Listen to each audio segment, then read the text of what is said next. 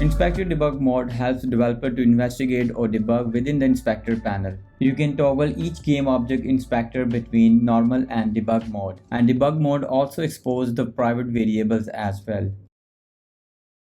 To investigate, first select the game object. I am selecting a player to reveal the debug mode. Now simply click on this button with 3 dots and select debug. Now you see we are exposed to more data to investigate.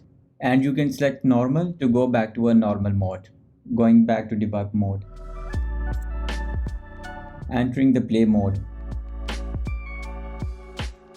In the play mode, we will be looking into the changes in the values. Here I am moving around in the scene and checking out the level design.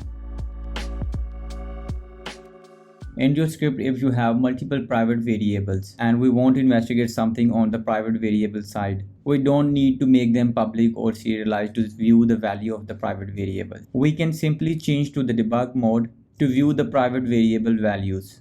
You can imagine how much time we can save from this, and there will be no chance for error by making the modification in the script. I hope this video helps you. If you have any question, you can always ask me. Thank you for watching, and I see you in the next.